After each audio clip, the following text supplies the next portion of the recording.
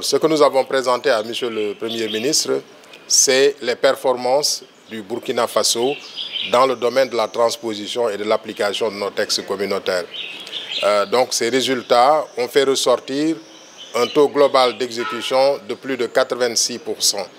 Donc ce qui est un taux d'exécution très satisfaisant dans l'échelle d'évaluation de la commission de l'UEMOA pour cet exercice.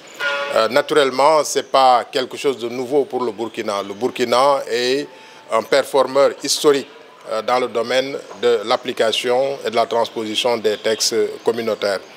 Et ce que nous avons relevé et partagé avec le Premier ministre aussi, c'est l'homogénéité dans la performance notée au cours de cette revue. Ces trois composantes essentiellement. Une première composante sur la gouvernance économique et la convergence, une deuxième composante sur le marché commun et une troisième composante sur les réformes sectorielles.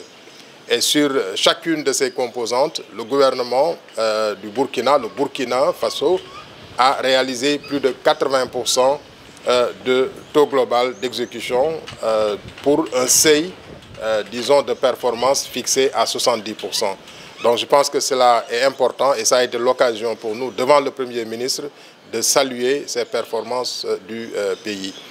Naturellement, quand nous avons rencontré le Premier ministre aujourd'hui, c'était l'occasion de réaffirmer, à mon nom personnel, au nom des membres du collège avec qui j'étais, notre solidarité, notre compassion par rapport à la situation que vit le pays face à la situation du terrorisme.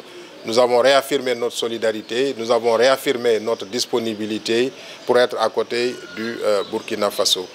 Un autre élément qui est important, c'est naturellement quand on rencontre le Premier ministre du Burkina Faso, et comme nous l'avons fait avec les autres hautes autorités des pays membres de l'UEMOA, c'est de faire la situation sur la marche de notre Union.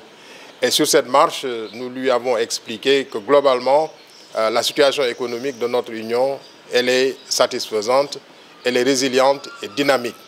Nous attendons au niveau de notre Union un taux de croissance entre 6 et 7% selon, mais nous travaillons plus sur les 7%. Donc ce qui montre une économie sous-régionale assez dynamique et nous avons partagé cela avec le Premier ministre. Et dans cette dynamique d'ensemble aussi, le Burkina Faso n'est pas en reste et affiche une résilience certaine au plan économique, malgré le contexte qui prévaut, et affiche en même temps une dynamique économique. Parce que le taux de croissance du Burkina reste très important, à plus de 5%, donc ce qui est remarquable dans le contexte que nous vivons. Cette rencontre a également été pour nous une occasion pour partager avec le Premier ministre ce que nous sommes en train de faire au niveau de la Commission en matière de vision. Nous avons travaillé sur un document de vision à l'horizon 2040. Nous en avons discuté très rapidement. C'est un document qui devra être soumis à nos chefs d'État à leur plus prochaine conférence, donc des chefs d'État et de gouvernement.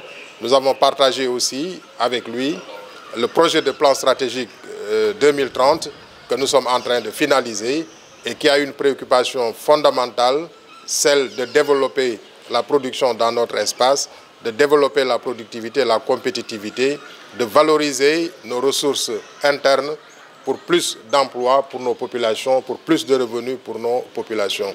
Donc c'est un peu tous ces aspects que nous avons partagés avec le Premier ministre, qui naturellement a partagé avec nous aussi sa vision de l'intégration économique africaine, de l'intégration économique sous-régionale, et nous a aussi indiqué, disons, des orientations dans ce domaine-là pour le renforcement de l'intégration économique sous-régionale, particulièrement au niveau de l'UEMOA.